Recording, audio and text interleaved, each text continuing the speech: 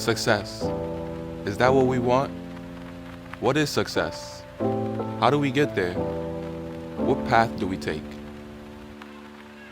We may have some answers. Is it written down somewhere? In a book? This is Grit 2021, How We Navigate. Hi, today we'll be interviewing my classmate, Melanie Formosa, on her college journey. So, you want to talk about that a little? How's it been so far for you? Sure. Thanks, Jamaul, for having me. No problem. It's been kind of a crazy semester. I feel very overwhelmed, maybe because there's so many opportunities that are being thrown at me, and I'm the kind of person that I have to grab them. I can't say no to anything. Yeah. So I'm on a lot of boards, and I'm a journalism major, so Society of Professional Journalists. I'm the secretary, and I'm also on the communications board. Wow. And a lot of other clubs and organizations here on campus, and then also things outside of campus. So a lot of people always ask me, like, why are you doing so much? And I guess it's because I really don't know what I want to do when I grow up. So I just do it all. Okay. Do you have any favorites? Anything you're like really focusing on, or is that journalism? Yeah, I guess it's kind of journalism. Actually, it goes back. My freshman year, my first semester, Dorothy Corbett asked me to write a little bio on a Hispanic faculty member, and then come to this ECC studio with Deanie and do a little, recitation of the bio of this faculty member. And I did, and I remember walking out, and I was totally thrilled with the lights and the camera and just broadcast.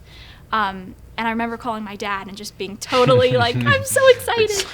So I think that kind of, because I never really knew I wanted to go into journalism. I came to Stony Brook because it was reasonable, and I got a scholarship here and I didn't have to pay. So I kind of just chose my major based on the majors that were available here. Yeah.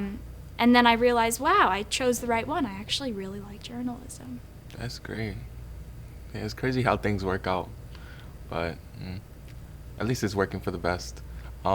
So, what do you plan on, do you plan on going to grad school or anything?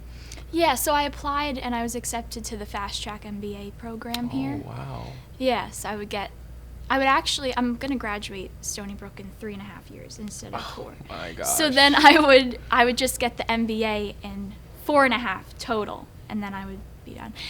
But I'm not sure I'm going to do that. I don't know if maybe I should look into Fulbright instead of just an MBA, or a PhD, or maybe get out in the world and work first. I'm kind of confused, and all my advisors are telling me different things. I guess you could just really follow how you feel, what you think was best for you. But wow, you're so 3.5 years, that's great, I think. You could be like a great mentor. So well, affiliated with all these clubs and stuff. Yeah, thank you. That's good. Okay. So how's college been with, does it conflict with your family or anything like that? How do you kind of measure the two? It's actually, you hit upon something really valuable, because I struggle with that. Really? Yeah, balance.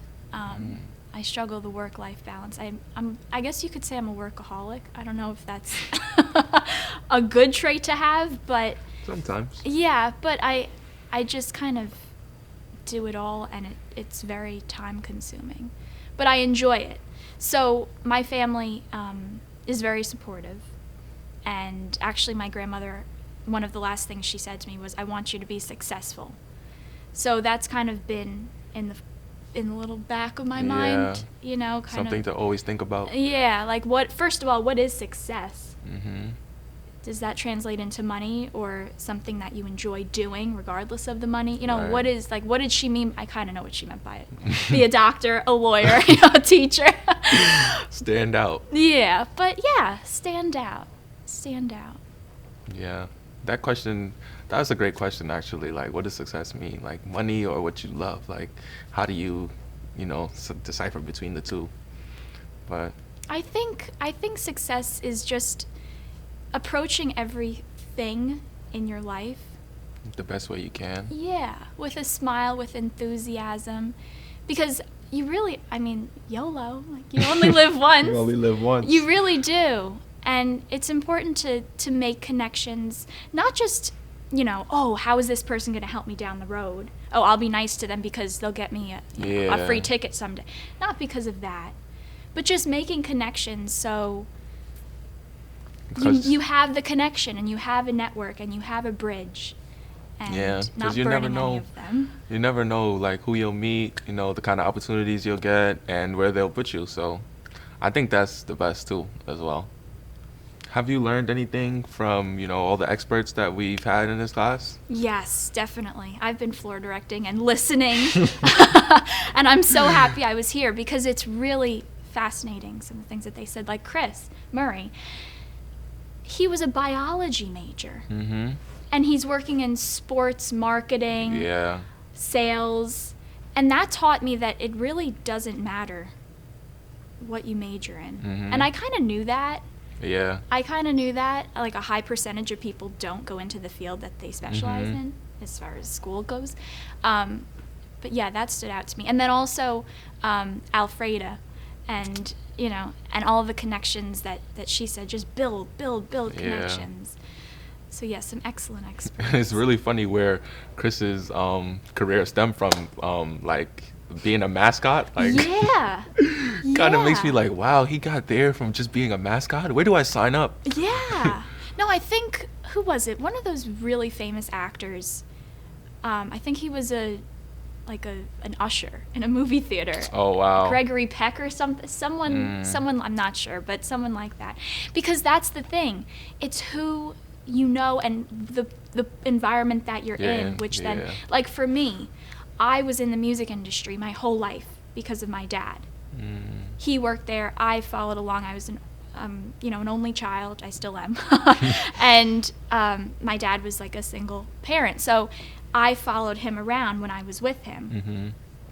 And I kind of made connections. I was my enthusiastic, smiling self. Mm-hmm. And people were kind of just gravitated towards having me as an intern or an assistant. And that's how now I work for James Taylor, the musician, because of the Yeah. connections that I made. And the environment you were in. Right, just like Chris. Yeah, I think that's great. So I guess, like, really branching out and, being a part of all these clubs like you are, I think that's fascinating. Yeah, I think that plays a huge role in success, I think. I do So, too. And enjoying it. Yeah. It's not about the money. It's really not about the money. If money can be a part of being happy, Oh, then, of course. great. But it's not about that. It's not Yeah. solely about the money. You have to enjoy what you're doing because everything else will fall into place. All right. Well, thank you for, having this interview with us. Thank you. We appreciate the insights and all. Thank you for having me. I enjoyed it. Of course.